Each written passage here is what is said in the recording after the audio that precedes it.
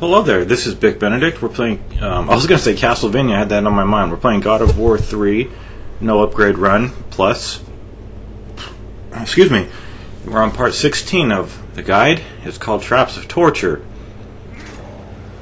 However, I don't think this is this is not a trap, this is a fight.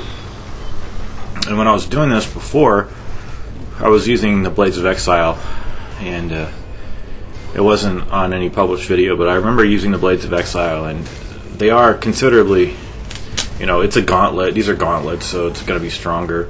But the phrase "traps of torture," it's a Castlevania reference from Lords of Shadow.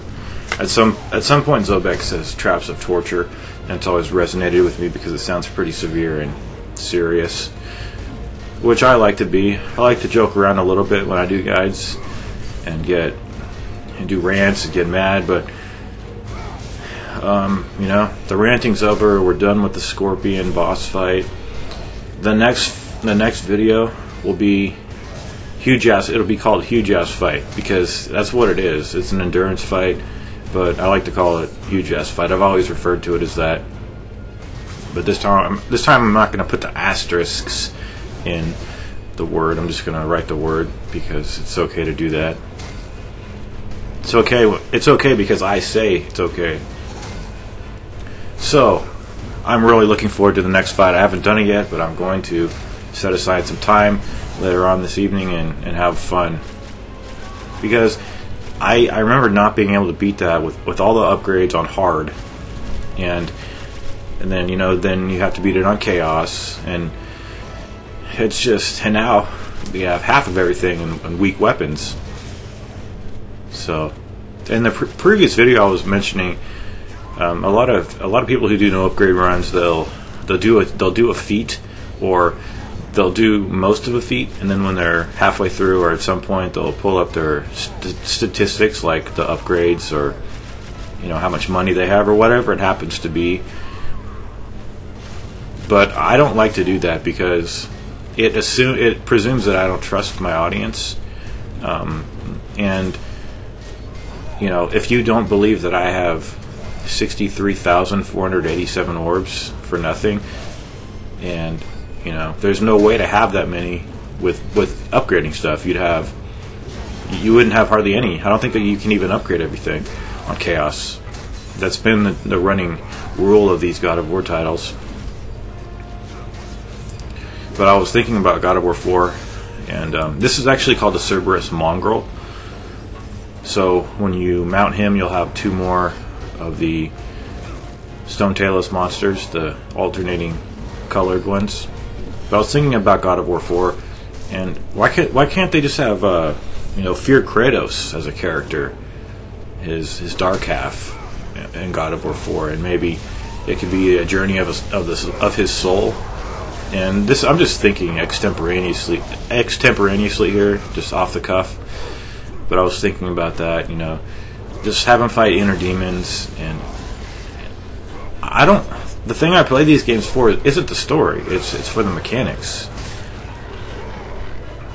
So I thought, maybe he could do that, maybe he can try to redeem himself, redeem the family again. I mean, I know we're talking about the family, and we could have him mad again, because he was kind of tepid in Ascension on purpose, but I'm sure they're going to have him really mad. I was looking on Cory Barlog's Twitter account, and he's working on something. I don't know what he's working on, but he had posted a picture of some cards that had storyboard ideas on them. So I just don't want to interfere, so I didn't say anything to him. Not that my interference would cause any kind of disruption in the goddamn game coming out or not coming out.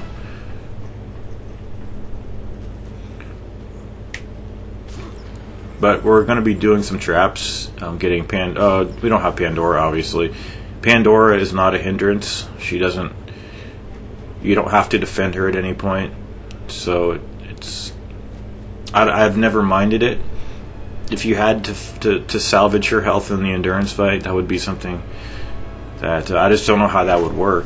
I don't think you could actually do that.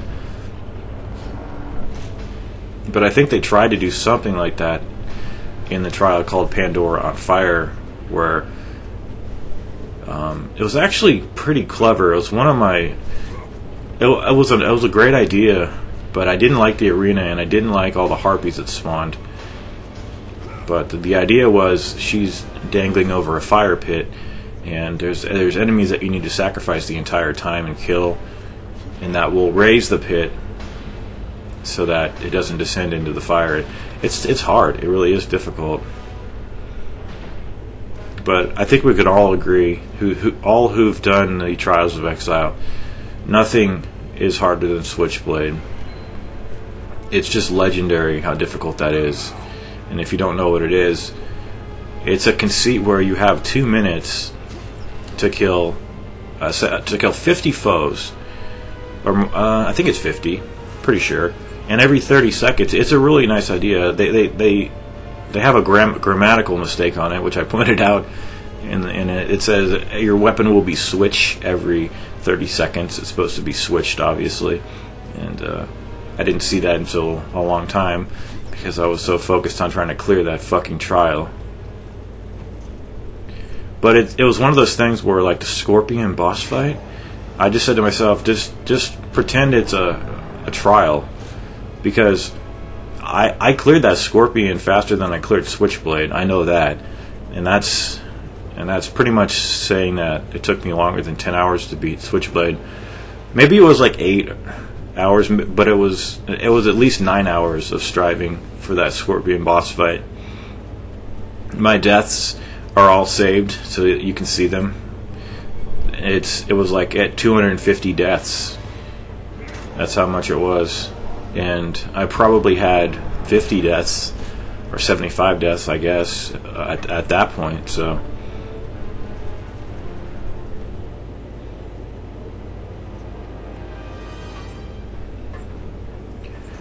anyway, I'm really excited to test my endurance level on this fight that's coming up.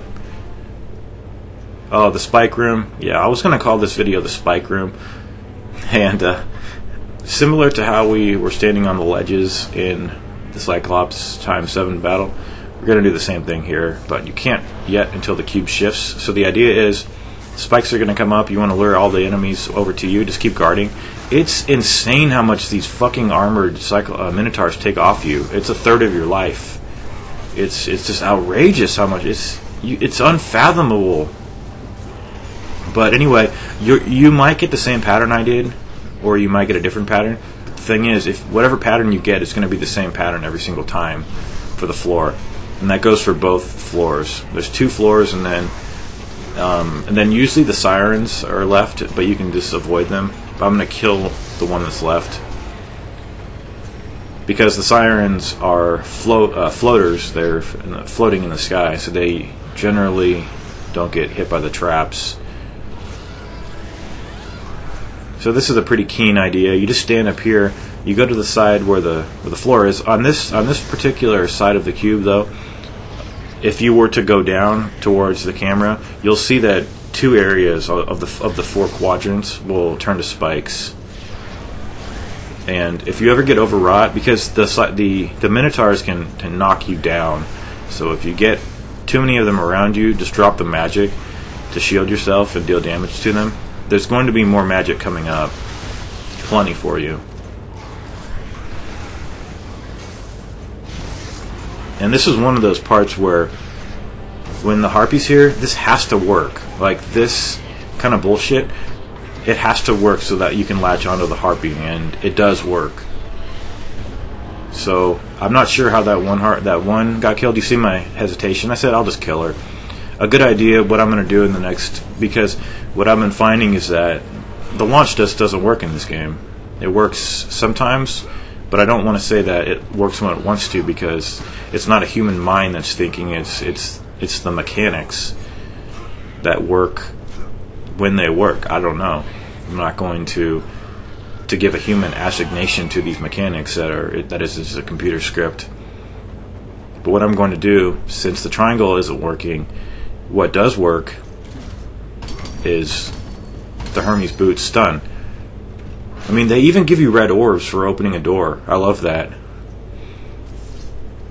So to grab Pandora, you just press the circle button and then the R1 button to put her up there. Some people don't like her. I really don't care too much because she's not a hindrance. It's actually fun. Like, this is a really fun fight, and you'll see how bad I am with these quick time events. See?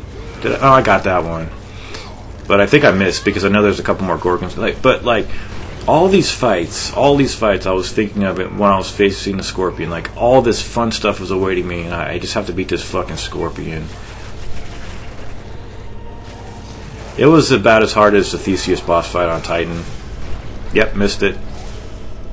So what the computer is doing on those is that when you get petrified, it's doing the wiggling of the analog to the left and right, but it just doesn't parry, which I understand, but it's kind of a quick time event, so I'm not sure why, but it won't parry for you and deflect it. You have to parry it by pressing the L1 button at the proper time, which is, people complain that the parry window is flexible in Ascension. Do you know how fucking flexible it is in this game? It's like child's play. So anybody who says that just doesn't have any credibility with me, because it's the same in this game. It's the same, you know. It's not as strict as the previous two. The number 2 might be pretty easy too, but I think the first one was pretty challenging of a parry system. But once you got it, it was as flexible, and not really flexible, but it worked. Anyway, the reason I went back here is because I heard her crying for help.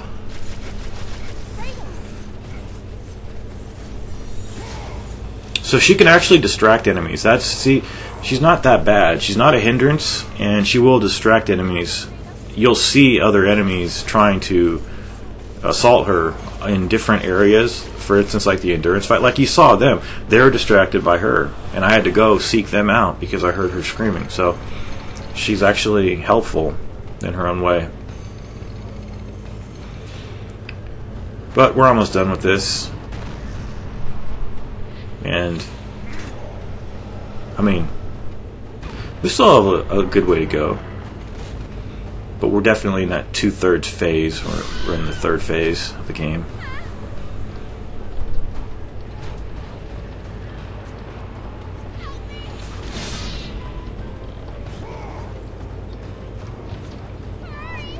I mean, these people really need to make another one of these because they're so great.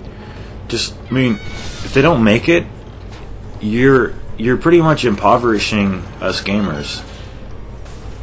But they wouldn't do that. They'll make it. So here's a red chest. I'm gonna get it. Yeah. So I never. Since I'm not used to doing these runs. I never considered getting the red orbs as confirmation that I'm not upgrading. So that's actually one of the main things. So here's a crossfade because it takes her about 30 seconds to open it. And then when we come up here, you'll hear her screech, and then she'll be in the water tank, which it doesn't really make sense how she got in there. But maybe she just fell in there. I'm not sure. That makes sense. So it doesn't much matter because we need to save her. So there's a little edit right there because I thought the game would do this QuickTime event, but it doesn't. But all it is you're pulling back on the analog stick.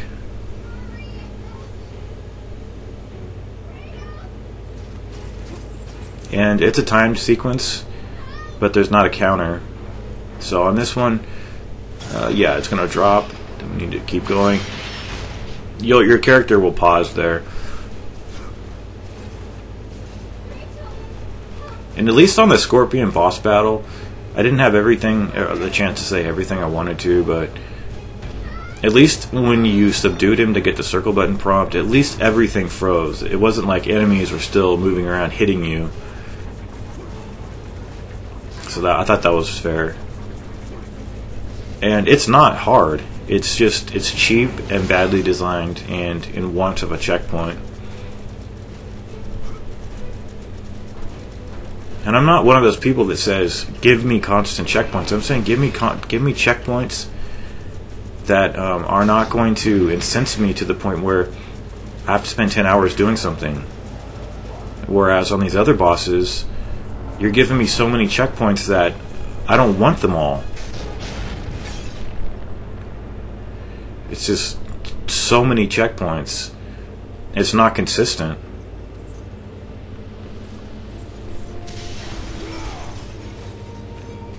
So, we're going to save her. She's not dead.